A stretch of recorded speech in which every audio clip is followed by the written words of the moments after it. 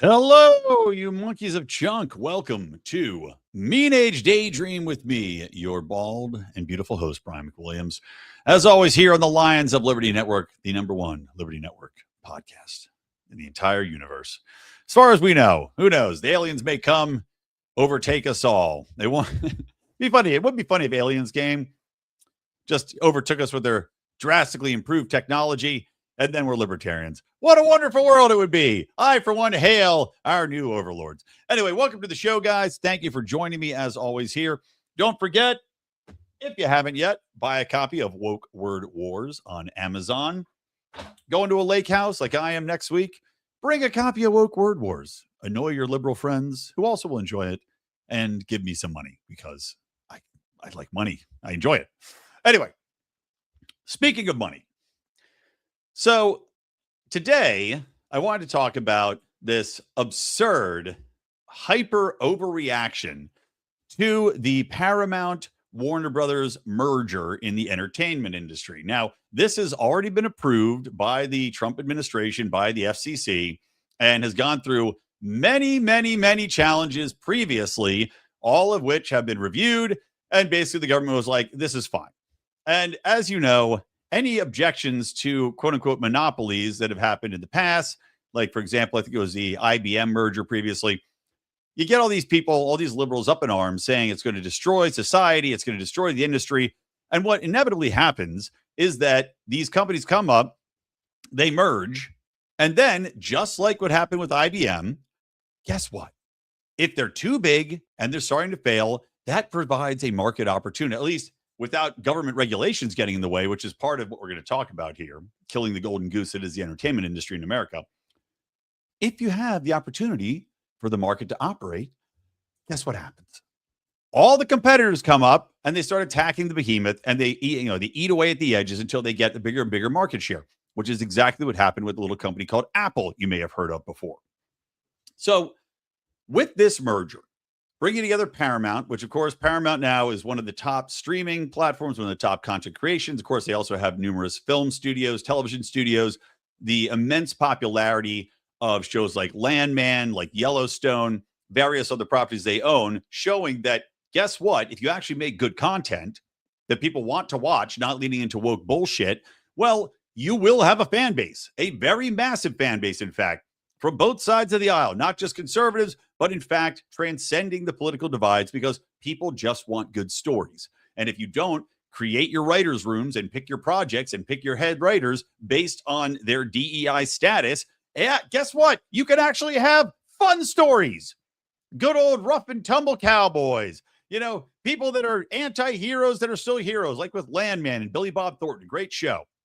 And it's about the oil industry, which these liberals hate, but guess what? They still love the show. Warner Brothers, of course, has Batman, has, any number of properties under its belt, Batman being the most famous. But Warner Brothers has fallen on hard times, which is why they are being bought in this merger. Warner Brothers bought Discovery because Discovery Networks was very popular with a lot of the reality stuff that they were doing. So Warner Brothers merges with them, gets CNN under their belt. They initially had said, we're going to change tact here. They appointed a new CEO who had said, we're getting rid of the woke nonsense. We're going to be more centrist in our content creation. He got forced out. Predictably, Warner Brothers started losing money again. CNN, still garbage. So Warner Brothers, this formerly powerful mega studio, was on the ropes because of their own choices, because of their own actions, because they're not creating content people want to watch. They're not providing a product that appeals to the market. So they put themselves in this situation. Remember that. Paramount comes in and says, hey, we'll gobble you up. We have so much money now that we don't even know what to do with it. We're successful. We've got high-level backers that believe in what our vision is. So we're going to merge.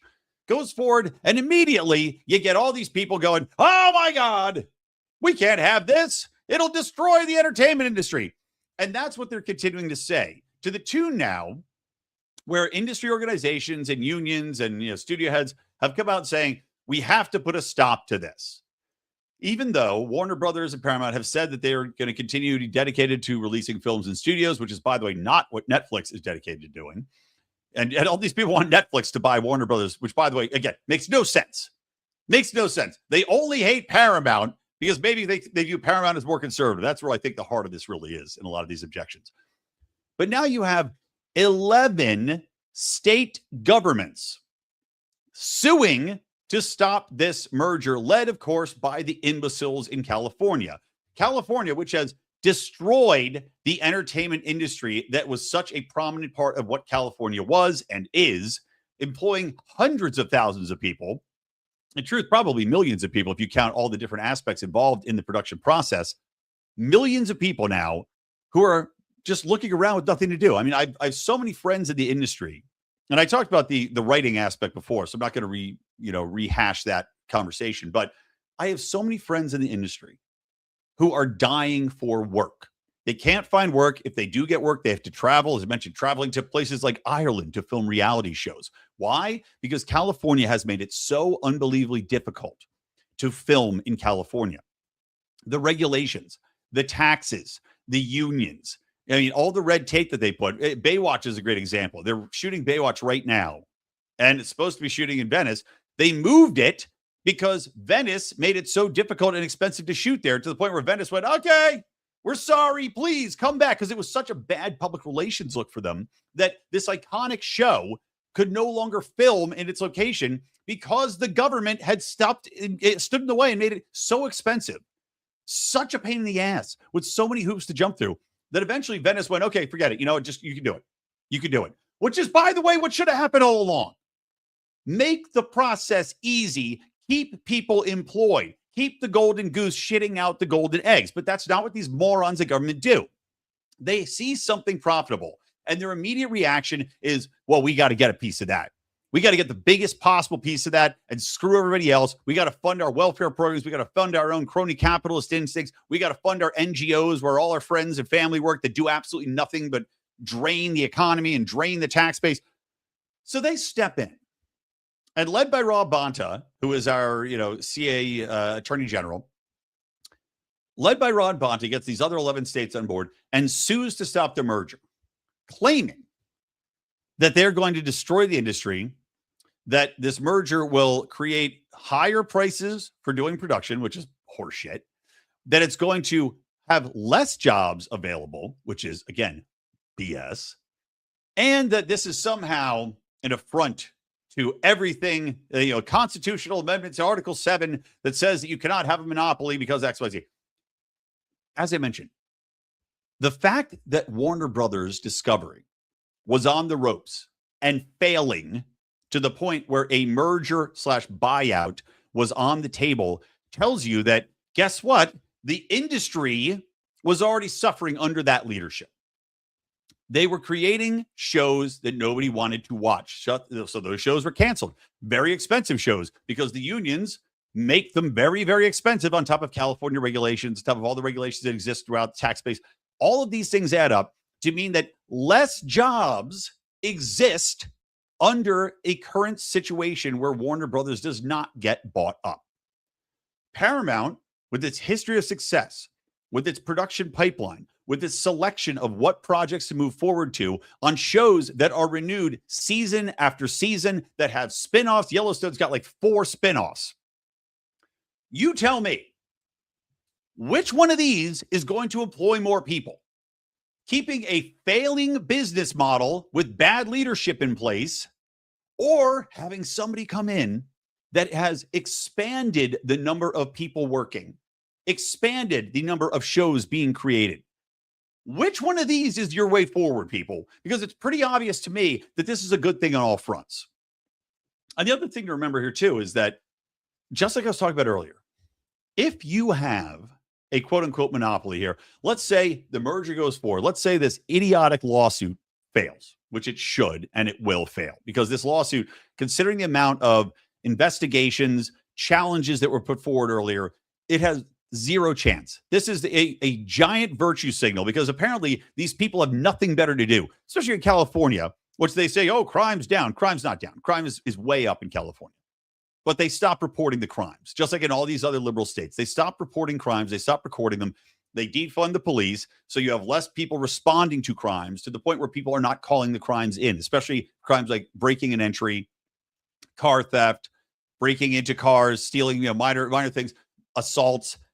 These are not being reported anymore.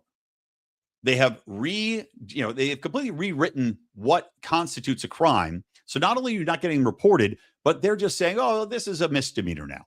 All of the massive amount of theft that goes on in stores, that to the point where Walgreens are closing and Targets are closing down, and stores have massive installations of glass protecting every single item in the store to stop these people coming in and stealing from the stores. Because don't forget, California also made it so that anything under $900 in theft, if you're going into a store and you want to steal stuff, you want to shoplift, out of quote unquote kindness, everything under $900 was not considered a crime any longer. It was a misdemeanor.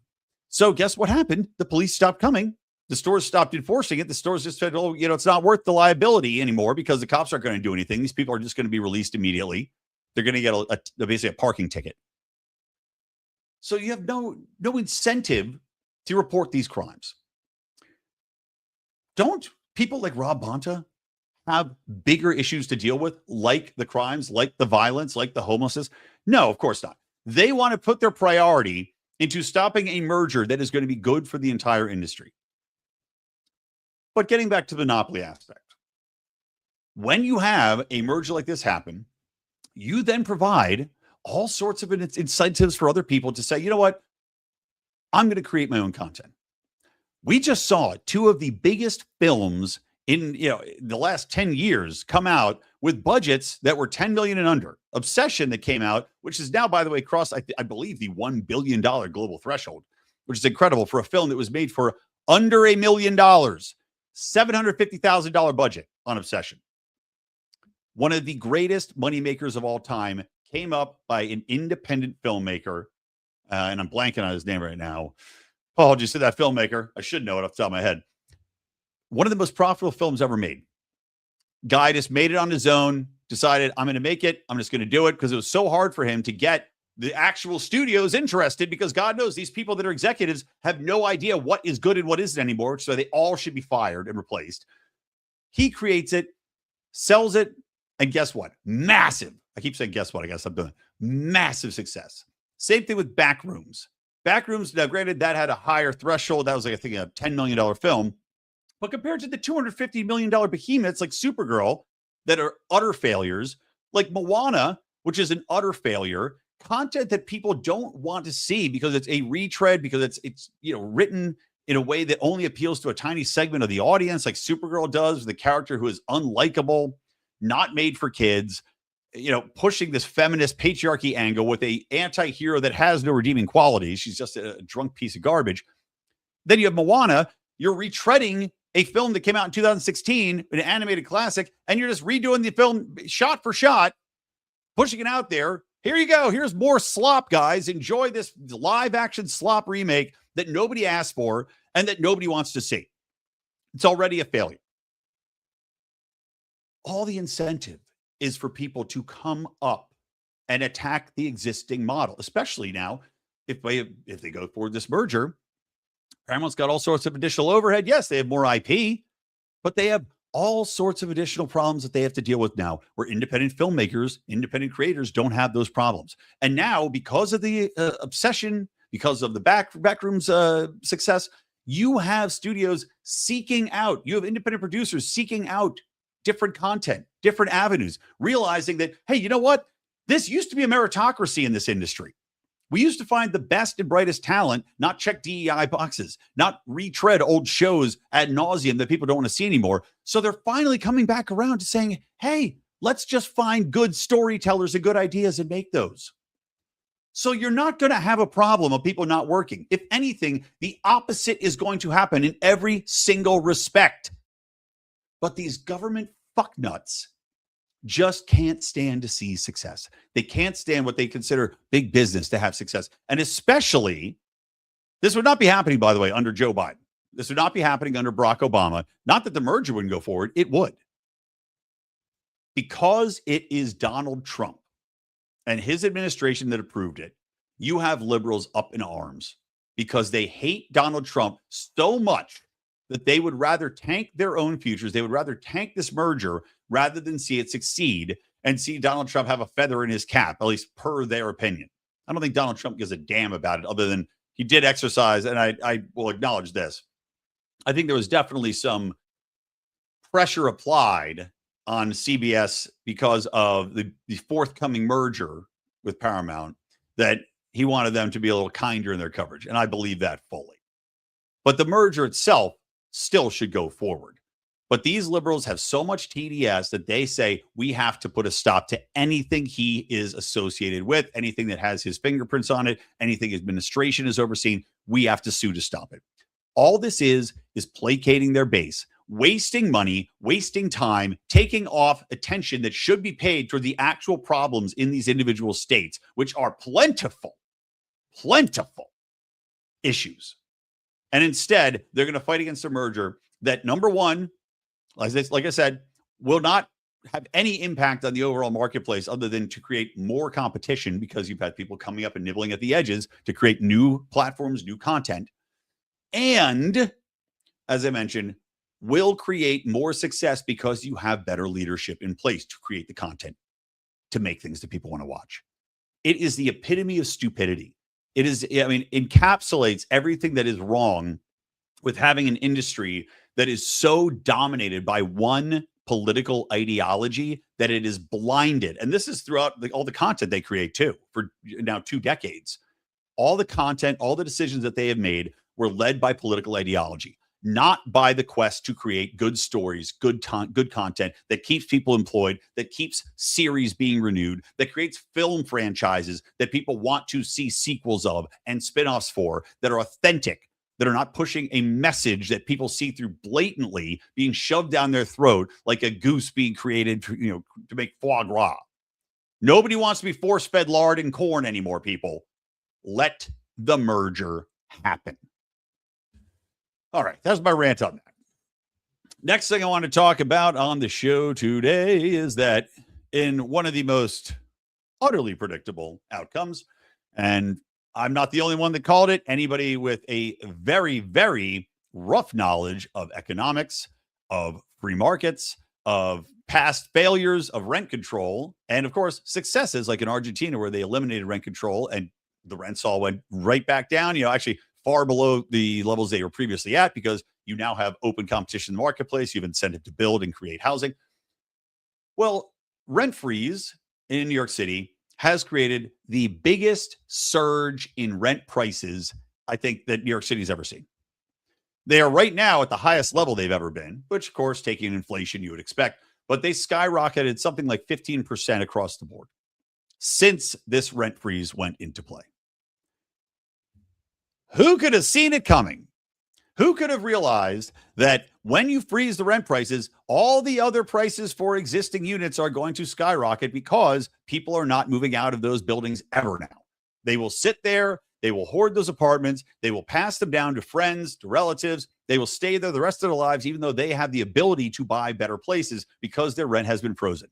You, of course, also have a disincentivization from landlords to increase or, better their properties, which is part of the plan because, of course, Mamdani also promised that any landlord that doesn't upkeep his property, even though they're not making money anymore and everything costs more and upgrades cost more, so does upkeep. Well, they're going to take your property and they're going to run it because the government's so good at doing that. But of course, you're going to see all the other rents go up because the available units have now been completely placated, completely displaced. You don't have people moving. You don't have incentive for people to look around and shop for other apartments. Even if they have 5 kids, they're going to stay in that single 1 bedroom to the end of time. So everybody else that has to find an apartment, you're going to pay a hell of a lot more.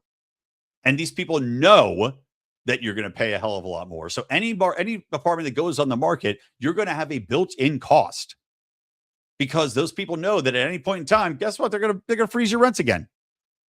So if an apartment goes on the marketplace, which is the only time you can actually up the rent, you are having a built-in preemptive strike by landlords to get ahead of the fact that you're going to have your rent frozen. So they're going to say, all right, if you're not going to let me increase the rent to cover my upkeep, to cover my costs, to cover inflation.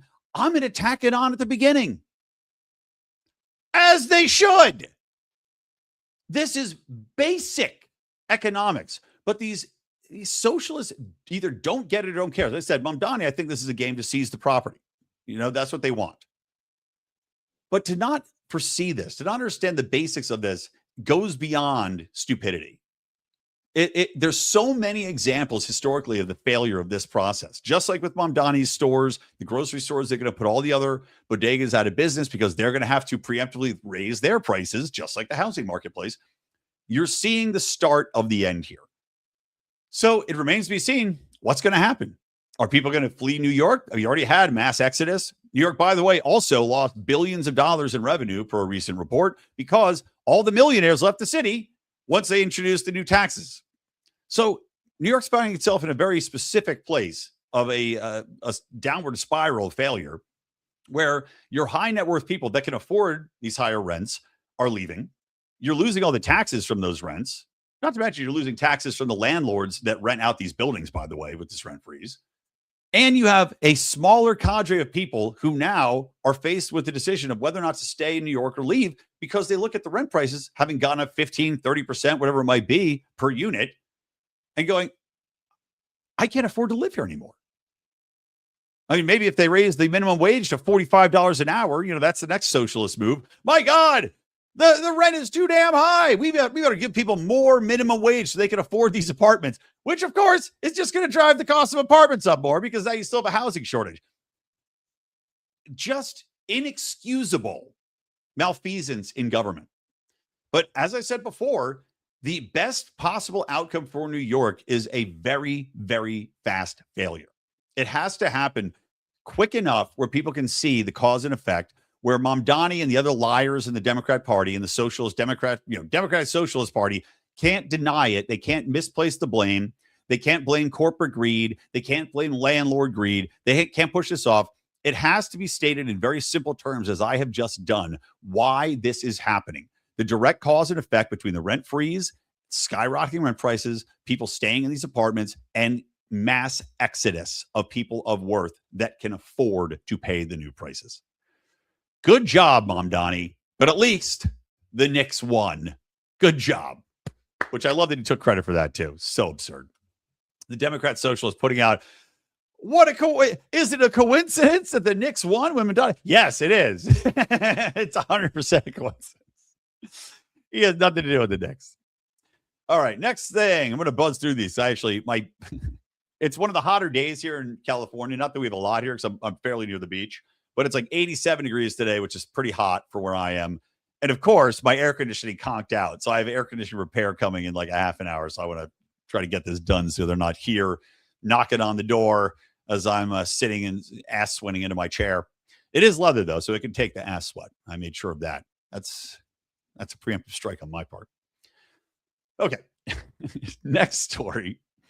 Lindsey Graham is dead. Now, I'm going to forgo my base instinct to dance on the man's grave. I will simply say that Lindsey Graham had one of the most misguided leadership, foreign policy positions. He was a warmonger. He is responsible, at least not directly, but partially responsible because he had a very large outspoken influence on our foreign policy, a large influence on the continued funding of Ukraine, on any military actions, aggressive military actions the United States took. He, of course, is a complete and utter tool for Israel, or was a complete and utter tool for Israel, pushing that as hard as he could. And he had died just after touring a Ukrainian drone factory. Fun fact. Lindsey Graham spent more time in Israel than Ukraine than he did in his own home state. But he has now passed. We'll leave that at that. The sickening thing is that you would hope the replacement for Lindsey Graham would have been somebody more rational, would have been somebody that hopefully had a better grasp on the United States' role in these global affairs, in our military actions, in the ongoing, never-ending wars. We had to replace the war on terror, so we have a new war in Ukraine that we can fund to keep the military-industrial complex. So, of course, Kentucky is very well-heeled and military-industrial complex. You've got a lot of missile developers there. You would hope they would have tapped somebody that was more rational. Not so, because Lindsey Graham's sister, I got to look up her name, Lindsey Graham's sister, Darlene Graham, was sworn in to finish his Senate term. Now, that's next level nepotism, my friends. How the fuck this chick gets the job when Lindsey Graham's out is just beyond me. I mean, clearly there is a distinct hunger to quote unquote keep it in the family, which means the exact same policies, the exact same Israel honkitude, the exact same military industrial complex, dong schlongen, just unbelievable. And this is a woman, by the way, who has not held any elected office, but quote unquote, I'm sorry, Lindsey Graham's not Kentucky, he's South Carolina. Sorry, South Carolina, not Kentucky. My bad. Public service in the state of South Carolina. She served as commissioner for the Commission for the Blind and has worked with people with disabilities. What a natural replacement for Lindsey Graham, right? Nothing to see here. Nothing suspicious going on. Of all the people in the world, this is who they choose.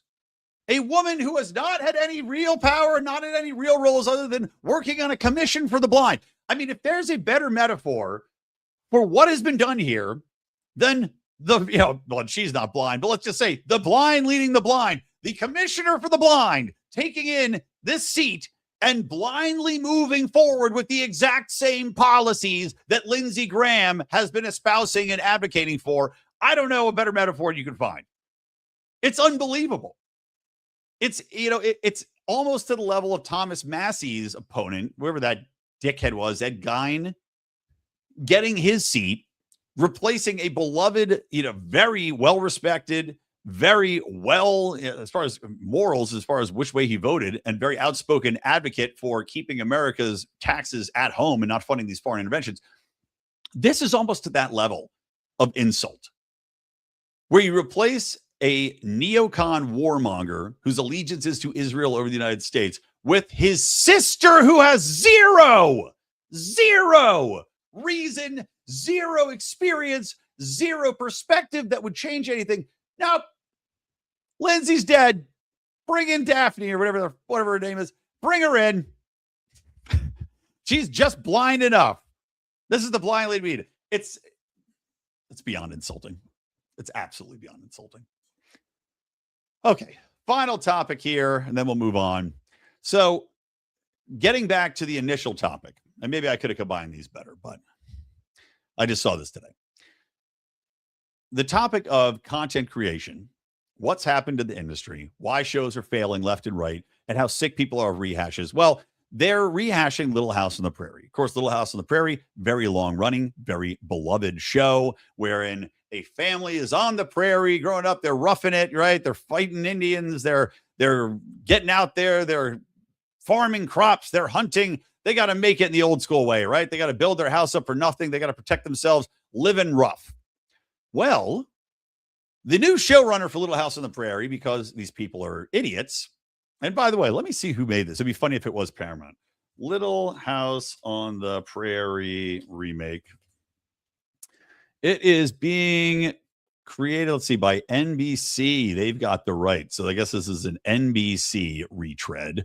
And coming out, oh, never mind. It's Netflix. Of course it's Netflix. Of course. Why would I think it was anything but Netflix that made this garbage? So the new Little House on the Prairie is going to be helmed by a woman named Rebecca Sonnenschein, who, of course, has rebuilt the franchise around a new lens, because that's what Netflix does. Netflix, of course, famous for race swapping everybody possible, just like Amazon does, for destroying existing beloved IPs, for completely trashing the original vision that was so popular that ran for 12 seasons. No. She wants to take it through her own lens, and Netflix, of course, applauds this idiotic tack. She says, I think a lot of our pop culture portrays the West as men riding around with guns and solving problems with violence and posturing. But that is just not how it was settled. We really are trying to do a show that does not fall back on tropes of sort of masculinity. Gonna make a show about the old West, but it's gonna be seen through the lens of the women who are the real heroes, the real backbones here, the churning butter and milking cows and keeping the peace. Because nobody wants to see a show, despite the absolute success of shows like Yellowstone and Landman, as I referenced, and all the spinoffs therein, and all these other shows about men being men, going out there, roughing it, giving it the old cowboy way. Nobody wants to see those very, very successful shows because those are, quote, masculine tropes. Nope. What they want to see is a feminized piece of dog shit that refocuses the lens not on any of the fun things. Take her out. It's like, I tweeted this out. I think it's absolutely brilliant. This is her going, hey guys, guess what? I took all the fun stuff out of the show. Hope you love it. That's what she's doing.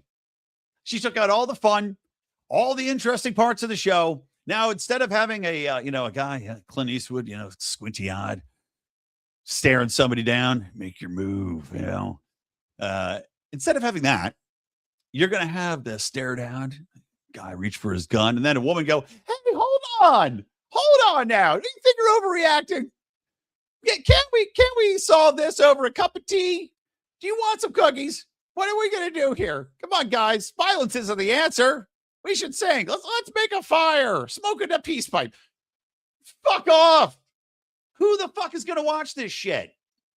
Unless they completely retread it and hope that female viewers come in droves, which, by the way, I don't think is going to happen because women also like strong men doing manly things. The entire concept of the feminization of men has been soundly rejected. You're going to see women go, what is it, an Old West show and some biddies on it? Why do I want to see that? I want to see a big, strong man being tough and making my panties wet. They don't want to see this crap. They've got other things that are far more appealing in general, like the billion Real Housewives shows that my wife watches. My wife's not watching Little House on the Prairie. And my wife likes movies like Tombstone. She likes sci-fi. She likes fantasy, but even she can't stand the feminization of shows like The Wheel of Time. We watched The Wheel of Time first. She's like, okay, we'll continue to watch a little bit. Gave up on it. Both of us. Sick of it. Just a bunch of feminine bullshit. Same thing with the Amazon shows. My wife's the biggest Lord of the Rings fan that may have ever lived. She watches every time, and I'm not making this up, every time we are on a flight, she puts on Lord of the Rings, and she watches it. She watches all the movies, every single flight. If I'm not home, if I'm out of town, I look at our watch history when I come home. She has watched Lord of the Rings 15 times. She's the biggest fan there is. She's read the books multiple times. She has the physical books. She has it on her tablet. When we're going to bed, she's reading Lord of the Rings. And actually, it was kind of funny because I was like, where are you in the story? She's like, I don't know. They're still crossing the whatever. She was getting annoyed. It took so long for them to get through this one section. She can't stand this crap. Women don't want it. You only have a certain cadre of women in the executive level of Hollywood that, and I talked about this before, they can't get past their own egos. And they think that everything has to be written about them. They put themselves as the lead and write the show from the perspective of themselves, not the characters that exist, not to portray characters that other people will find an affinity for, will find common ground with. They write it with them as the heroine and fuck everybody else. And that's what this chick's doing. This show is dead on arrival. I promise you, it will fail miserably. It will have no viewership. You will not have women watch it. You will not have men watch it. It's garbage. And this woman has learned nothing. That's what boggles my mind more than anything.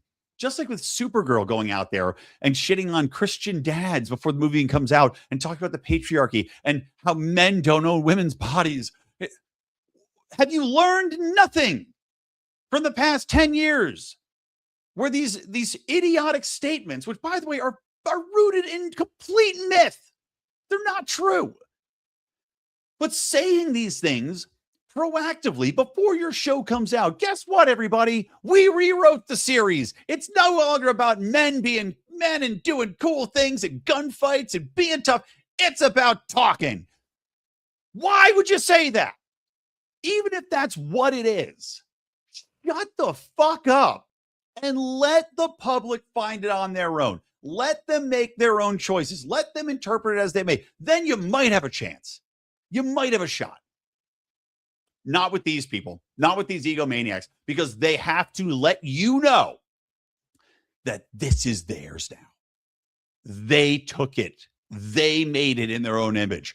They have incarnated their new God, and you better worship it. Otherwise, you're a sexist or a racist or a X, Y, and Z, whatever liberal term your favorite, a climate denier, whatever it is. They want you to know this is them. And that's why they fail. All right, guys, thanks for watching. I appreciate you all. Don't forget to buy Woke Word Wars. Don't forget to hit subscribe on our Lions of Liberty Network feed. You can also find our individual shows on their separate feeds. If you just like my show, you can find that out there. Don't forget, we also have a show called First Episode Podcast, the FEPcast, where we review a new show. We just did Life, Liberty, and Larry. Spoiler, it was terrible. Larry David's show with Obama on Netflix or HBO Max, which was just, goddamn, was terrible. And we do an old show, a classic show. Last episode, we did Ted Lasso because the World Cup was going on. So make sure to check that out. It's a lot of fun. We enjoy making jokes, cracking wise, and either telling you just how good a old school pilot was. And some of them have held up incredibly. Seinfeld, Golden Girls, man, Cheers, holy moly. And some of the new shows, 99% of which are just pure trash. But I hope you'll check it out. And of course, I hope that you'll join us again next week. All right. For me, Brian McWilliams from the Lions of Liberty Network and from Mean Age Daydream. Keep those electric eyes on me, babe, and keep that ray gun pew, to my head. Peace.